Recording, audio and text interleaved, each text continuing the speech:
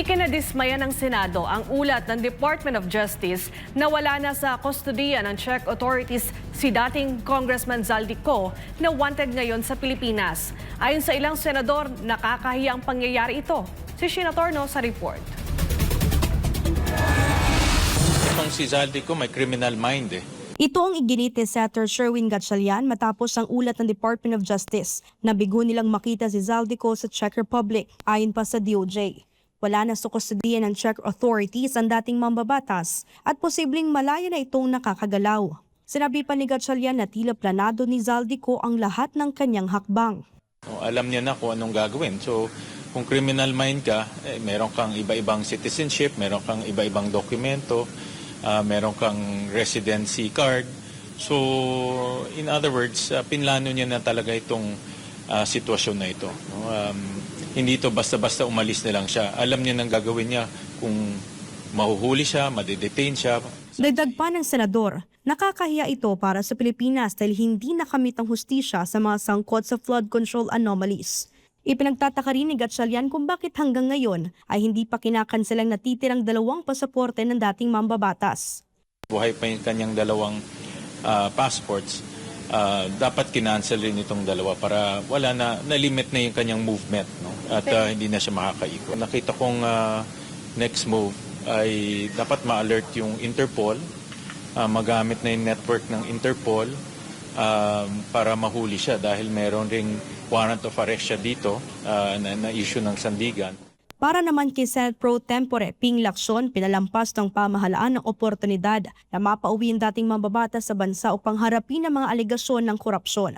Iginit pa ng senador na dapat sisihin ng gobyerno ang kanilang sarili dahil sa hindi agarang pagkilos matapos maipaalam ng Czech authorities ang umano'y pag-aresto kay Zaldico. Anya, dapat magdoble kayod ang gobyerno upang maibalik si Zaldico sa Pilipinas. Dapat ring maipakita ang sinseridad ng Administrasyong Marcos sa pagpapanagot sa kanya at sa kanyang mga kasabwat. Sinabi naman ni Senator J.V. Ejercito na tila back to zero ang pamahalaan sa paghahanap kay Zaldico. Ngunit iginit niya na kailangan pa ring mapanagot ang sinumang politiko o personalidad na sangkot sa anomalya sa flood control projects. We would want him to be here so that we can already find out what he knows, kung ano yung participation, sino yung mga kasama, at kailangan talagang may managot dito. Hindi pwedeng makalagpas kasi pera ng taong bayan ito. Yung galit ay hindi mawawala. Hindi mo rin masisisi ng taong bayan kapag walang naparusahan dito. Para sa Diyos at sa Pilipinas kung mahal, ito si Sheena Torno, SMNI News. Nilinaw ng Philippine National Police na magiging epektibo lamang ang kanilang partisipasyon sa kaso ni resigned Congressman Zaldico kapag naiuwi na ito sa bansa. Samantala, ipinauubayan ng PNP sa Department of Foreign Affairs ang pagbibigay ng mga detalye kaugnay kay Ko. Si Almar Forzuelo sa report.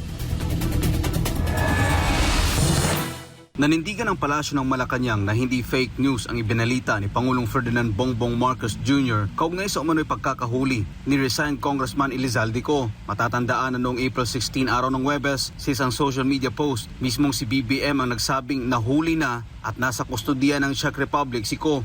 Pero hanggang ngayon, wala pang naipapakitang litrato ang administrasyon na magpapatunay sa pagkakahuli ng dating congressman. Dahil dito, marami ang hindi naniniwala at bumatiko sa inihayag ng Pangulo. Kaugnay nito, nanindigan ang pambansang pulisya na magiging epektibo lamang ang kanilang partisipasyon kapag naiuwi na sa Pilipinas ang tinutugis na si Zaldico. Malinaw pa rin po yung paninindigan ng Philippine National Police na ang participation ng PNP ay mananatili po kung siya ay darating dito sa Pilipinas. Doon lang po magsisimula yung role ng PNP. Tikom din ang bibig ng PNP sa pagbibigay ng detalye sa posibleng kinaroroonan ni resigned Congressman Zaldico. Pinapaubaya po sa Department of Foreign Affairs yung po mga details ng sinasabi ng di umano kanyang pagkakadetain sa nasabing bansa po, specifically sa Czech Republic. Patuloy naman ang ugnayan ng Philippine government sa Czech authorities matapos magpunta ng personal sa Czech Republic si Justice Secretary Frederick Vida. Sa ngayon ay wala pang resulta ang paghahanap ni Secretary Vida kay Zaldico. Para sa Diyos sa Pilipinas kung mahal, Almar Forzuelo, SMNI News. Dismayado si Pangulong Ferdinand Marcos Jr. matapos mabigong mapauwi ng pamahalaan ang dating kongresistang si Zaldico.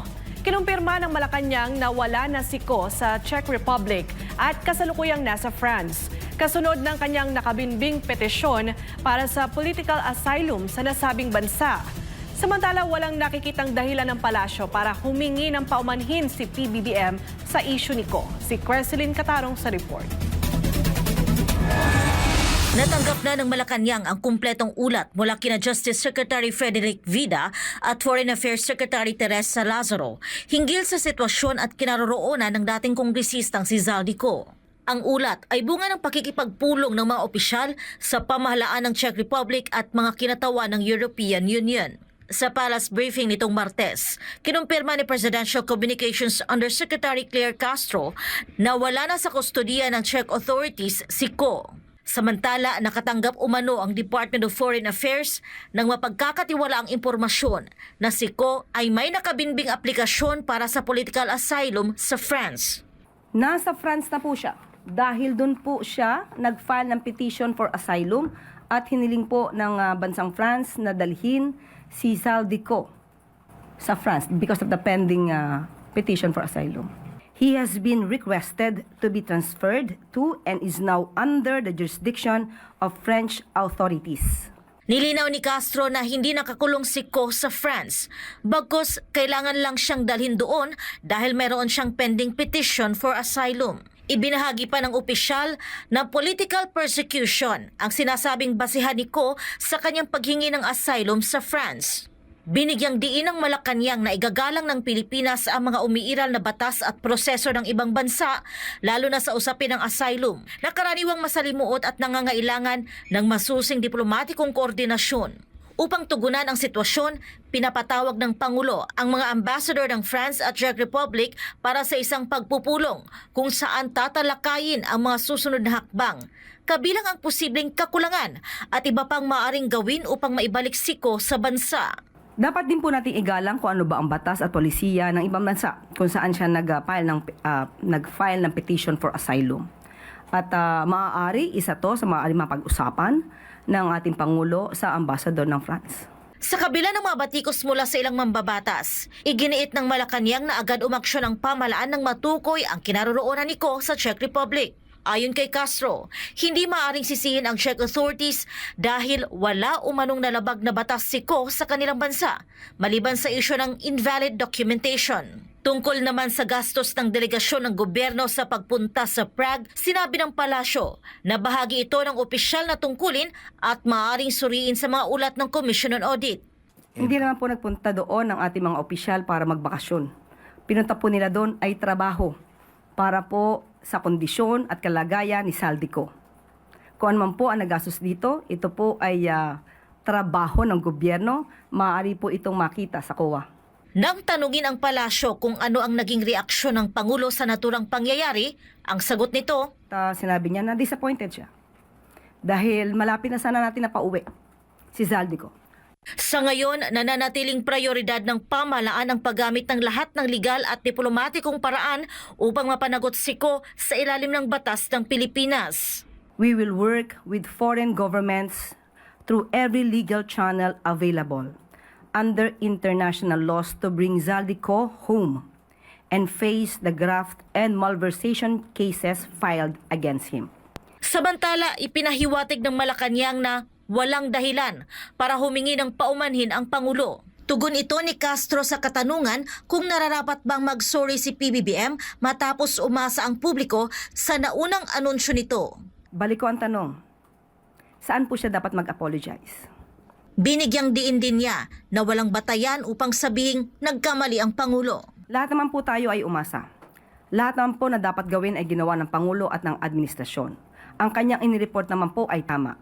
So, wala po tayong nakikita na maaaring sabihing pagkakamali ng Pangulo dahil hindi po ito tinulugan ng Pangulo. Para sa Diyos at sa Pilipinas kong mahal, ito si Creseline Catarong, SMNI News.